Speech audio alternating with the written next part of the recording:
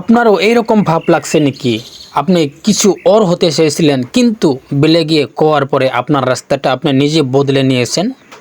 একদিন ভোর জঙ্গলের ভিতরে একটি ময়না পাখি বাস করতেন, জীবনযাপন করতেন। তার নামটি ছিল নান্নি।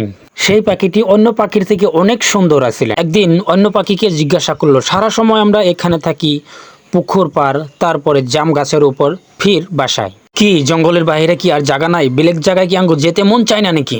তখন পাখির লিডার বলল, বাইরে তো অনেক শিকারী থাকে, পাখি দেখলেই তারা লগে লগে মেরে ফেলে।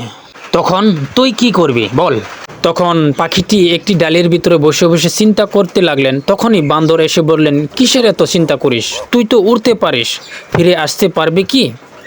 তখন পাখিটা চুপ রইলেন এবং মনে মনে ভাবলেন, এখন যদি আমি না যাই তাহলে তো আমি বুঝবই না আমি কি জিনিস।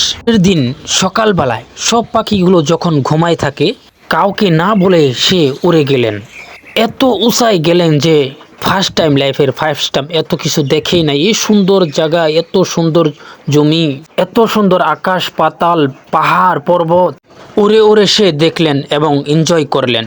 অল্প কিছুক্ষণ পর থাকান থাকান মনে ভাব হলেন এবং একা একা ফিল করলেন যে আমি কি এসে ভুল করে গেলাম নাকি।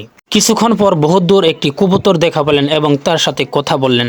কবুতরটি বলল, সব জায়গায় ভয় থাকে, কিন্তু সেই ভয়টাকে দূর করতে হয়। তারপর পক্ষীটা ঘরে আসলেন, কিন্তু পক্ষীটা আগের মতো ছিল না। আগে যেরকম অস্থির অবস্থা ছিল, মনটা দুর্বল ছিল।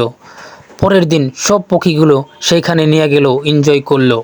আমরা কিন্তু সেই সব নান্নি পক্ষীর মতো, আমরা কিছু অন্য কিছু হতে চাই, কিন্তু আমাদের সমাজ এবং আমাদের বন্ধু, আমাদের আত্মীয় সেইভাবেই বাধা দেয়, সেইভাবেই বাধা করে।